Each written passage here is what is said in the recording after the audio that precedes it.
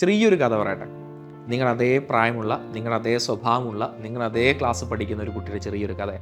അവൻ്റെ വീട്ടിൽ അവനും ഉമ്മയും അനിയനും മാത്രമേ ഉള്ളൂ. അവൻ്റെ ഉപ്പ ദുബായിൽ ജോലിക്ക് പോകുന്ന ആളാണ്. ദുബായിലാണുള്ളത്. ക്ലാസ്സിൽ ചെറിയൊരു ഉഴപ്പനാണ്. കൃത്യമായ ക്ലാസ്സിൽ പോകാറില്ല. പരീക്ഷകളിൽ അല്ലെങ്കിൽ പഠിക്കുന്ന കാര്യത്തിൽ അത്ര ശ്രദ്ധയൊന്നുമില്ല. സോ ഉമ്മക്ക് ഭയങ്കര ബുദ്ധിമുട്ടാണ്. ഇടയ്ക്കിടയ്ക്ക് അവൻ്റെ കാര്യങ്ങളുമായിട്ട് എപ്പോഴും സ്കൂളിൽ പോകേണ്ടി വരും. അങ്ങനെ നിരന്തരം അവൻ്റെ ഈ അല്ലെങ്കിൽ അവന് ഉണ്ടാക്കുന്ന പ്രയാസങ്ങളും ബുദ്ധിമുട്ടുകളായിട്ട് ഉമ്മ ഭയങ്കര പ്രയാസത്തിലാണ്. പലപ്പോഴും ഉപ്പയെ വിളിക്കുന്ന സമയത്തൊക്കെ ഉമ്മ പറയും, എനിക്ക് അവൻ്റെ സ്ഥിതി എങ്ങോട്ടാന്ന് പോകുന്നത് എനിക്കറിയില്ല. അവന് കൃത്യമായ ക്ലാസ്സിൽ പോകുന്നില്ല. ഒരു ഉഴപ്പാണ്. എന്താ ചെയ്യാന്ന് എനിക്കറിയില്ല. അപ്പോൾ ഉപ്പ പറഞ്ഞു, ഏതായാലും ഈ വെക്കേഷന് നീ അവനെ ഇങ്ങോട്ട് അയക്കി, ദുബായിലേക്ക് അയക്കാൻ വേണ്ടി പറഞ്ഞു.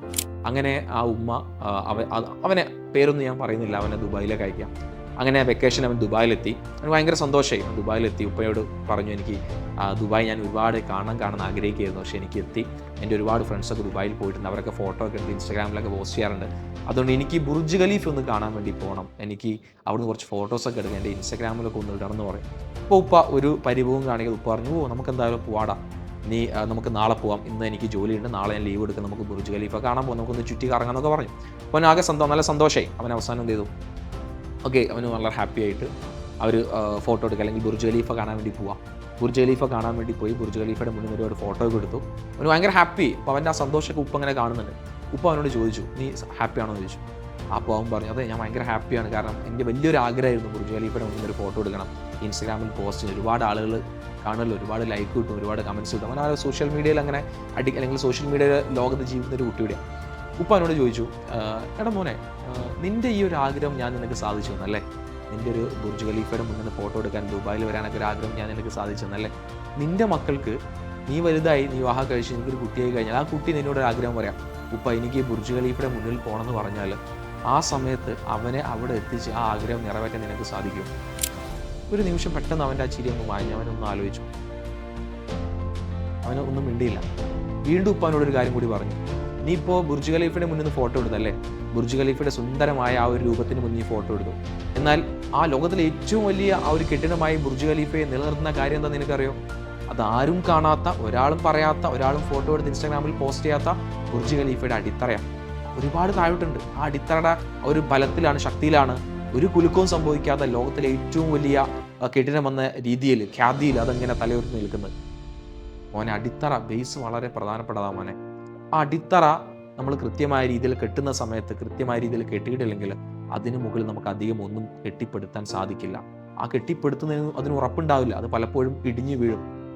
അതുകൊണ്ട് മക്കളെ, എൻ്റെ പൊന്നുമോനെ, നീ പഠിക്കുന്ന സമയത്ത് നീ കൃത്യമായ രീതിയിൽ പഠിച്ചിട്ടില്ലെങ്കിൽ നാളെ നിൻ്റെ മകനെയോ നിൻ്റെ ഫാമിലിയോ, ചിലപ്പോൾ ഞാൻ പോലും, എനിക്ക് പ്രായമായി കൊണ്ടിരിക്കാം, ഞാൻ നാട്ടിലേക്ക് വരും, ചിലപ്പോൾ എന്നെയും ഉമ്മയുടെ ഒക്കെ നോക്കേണ്ടത് നീയല്ലടാ.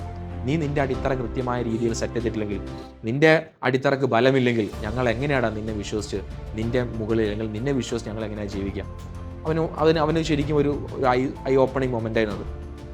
ശരിക്കും അവൻ ആലോചിച്ചു, ജീവിതത്തിൽ നമ്മൾ ഉണ്ടാക്കുന്നതിൻ്റെ അടിത്തറയുടെ ഇമ്പോർട്ടൻസ് എന്താണ്. അവനത് കൃത്യമായി അവിടെ നിന്ന് തീരുമാനമെടുത്തു.